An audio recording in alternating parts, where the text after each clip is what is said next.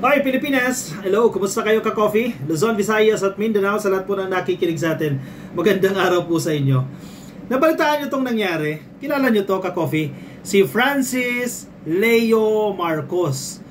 Una na deklarang nuisance candidate yan. Ibig sabihin, panggulo ka-coffee. In fact, wala siya doon sa initial na listahan ng mga senatoriables na inimprenta na ng COMELEC. Wala yung pangalan niya kasi nuisance nga siya eh. Diniklara siya bilang panggulo ng COMELEC. Siyempre, pwede ka naman mag-apila. Karapatan mo naman yan bilang kandidato. Inapila po yan sa Korte Suprema.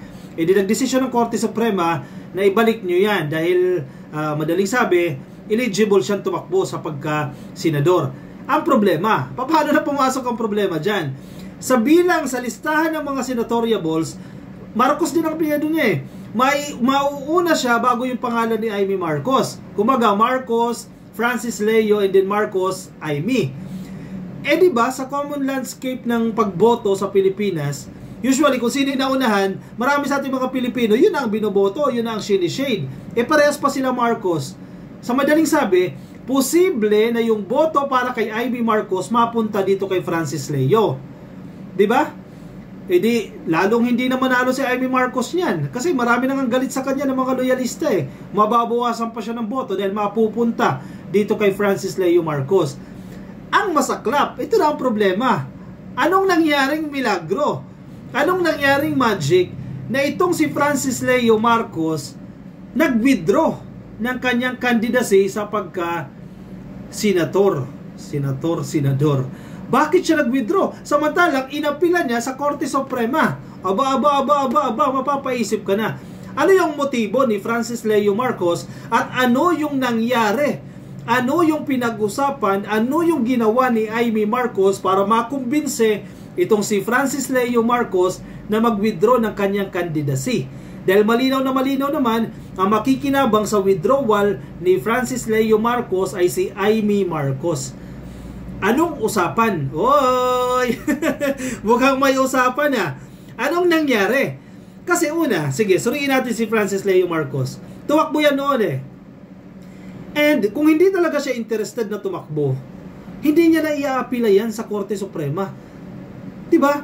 Ibig sabihin, nag-file ka, yung intent mo lang na pagpunta ng COMELEC para mag-file ka ng Certificate of Candidacy mo, medyo decided ka na. Medyo pa lang ha, actually, decided ka na. Na-declare ka nuisance. Teka, hindi pwede yan. I-apila ko sa Korte Suprema yan. Inapila niya. Gagastos ka. May abogado ka. Pumanig sa iyo yung Korte Suprema. Tapos, nung sinama na yung pangalan mo, bigla ka mag-withdraw. Anyari? Anong ginawa ni Francis Leo Marcos?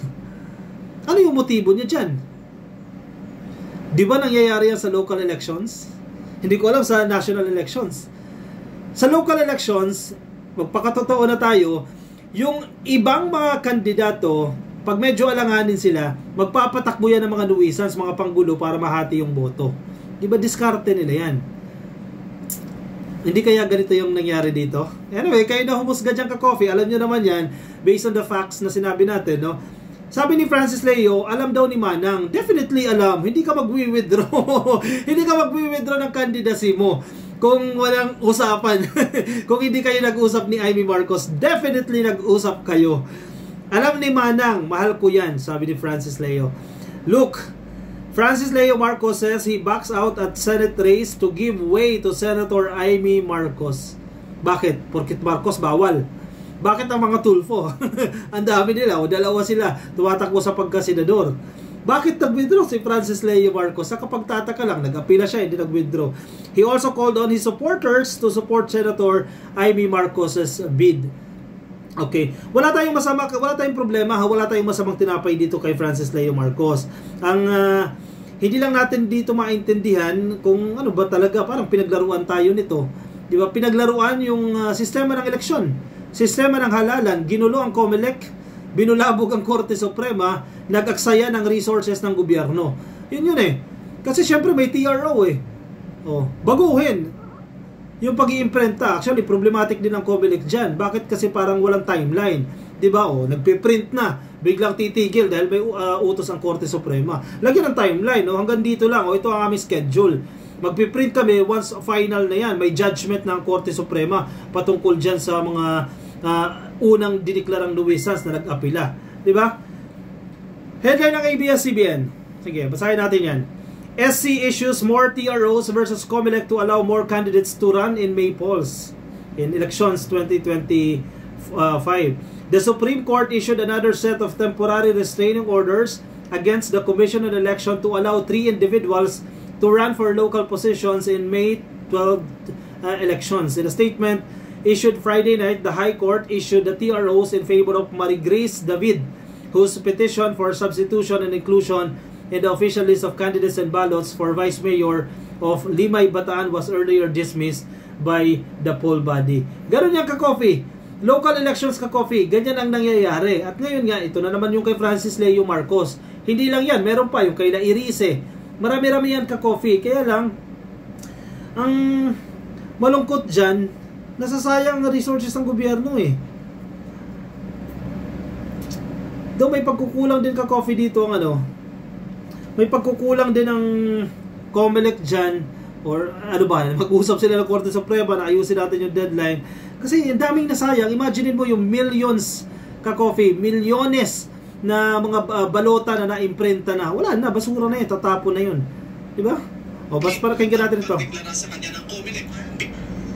Handa na sana ang Commission on Elections na ituloy ang pag-imprinta ng balota bukas Biyernes. Pero dumating sa COMELEC si Francis Leo Marcos para formal na iatras ang kanyang kandidatura sa pagkasenador sa halalan 2025. Ito'y kahit pinagdi... Di ba dapat yan? Hindi ko alam kung dapat kasuhan. Paano ba? Kasuhan? Kasi parang nilalaro ko kasi nila. Ewan ko ha, yun lang ang take ko. Pasensya na kayo ka-coffee kung magagalit kayo sa akin. No? Kasi ganun din sa case ni Chavit Singson, di ba? Huwag kang tumakbo kung hindi ka decided talaga. Di ba? Pag-isipan mo ng mainam, tatakbo ka ba talaga o hindi? Kasi parang niloloko natin ang gobyerno, tatakbo tayo, mag-withdraw, substitution. Tatakbo, withdraw, substitution. Tatakbo, withdraw, walang substitution. Di ba? Sayang yung resources ng gobyerno. Dapat, in a way, may penalty ba? Ano ba dapat yan? May violation na once you withdraw, you're not eligible or, ewan ko, to run in the next elections or basta may something. Para wag laruin yung sistema natin. Yan na ng Korte Suprema ang hiling niyang maisama sa balota at pansamantalang pigilin ang pagdeklara sa kanya ng COMELEC bilang isang panggulo o nuisance candidate. Ayon kay Marcos, umatras siya para bigyang daan ang pagtakbo ni Senador Amy Marcos. So kung ako lang yung magiging hadlang para gumastos na naman ng panibagong 100 milyon ng gobyerno, mas mamatamisin ko na lang, marami pa namang eleksyon eh. Hindi. Hindi. Illogical. Walang logic yung statement niya. Yung sinasabi ni, ewan ko ha, may mga followers tayo na followers si Francis Leo Marcos. Pero in this case, sa statement niya, parang sinasabi niya, sige, hindi ko na itutuloy yung candidacy ko dahil mukhang ako pa ang magiging dahilan kung bakit gagastos ang gobyerno. Sana hindi na nag-apila sa korte. Diba? Hindi na nag-apila sa Korte Suprema from the very beginning. Kasi regardless, babaguhin din naman eh. Kasi may mga TRO na in-issue previously bago pa yung TRO niya. Ewan ko. Hindi ko alam kung ano kasing agreement. Malamang sa malamang may agreement yan sila ni Manang Amy.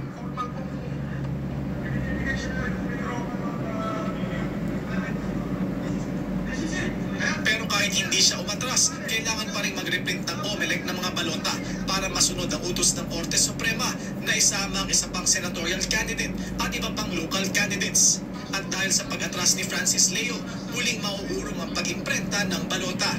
At least, hindi pa kami nagsisimula muli ng printing ng balota at ginawa na niya kaagad ito. Magsisimula dapat kami tomorrow, hapon, alas 3. And so, dahil dito sa pagbibidro niya, hihingi muli kami ng mga 2 hanggang 3 araw. Sapagkat muli... See? Ang nangyayari, extended na naman. Late na naman tayo ng 2 days to 3 days dahil sa mga undecided na politiko. Politician ba si Francis Leo Marcos? I think so. Dahil nagpa-file siya ng candidacy. I hope nagigets nyo yung punto ko, ka-coffee. Nag-aaksaya tayo ng oras, nag-aaksaya tayo ng resources. Hindi natin alam kung ano yung motibo, ano yung purpose. It's between Amy Marcos and Leo Marcos na lang yan. Kung anong napag-usapan nila.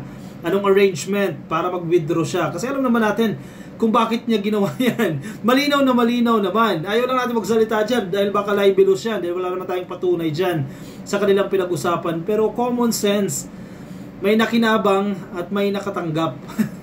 Ay nako, kayo na bahala ka-coffee humusga, malinaw naman niya kung anong nangyayari dyan. I-comment po ang inyong opinion, reaction dyan sa ating comment box para mabasa rin po yan ng iba natin mga ka-coffee. Mga nasa Facebook, please like and follow. Mga nasa YouTube, click lang po na subscribe at hit the notification icon para kayo po updated na rin sa ating mga bagong upload.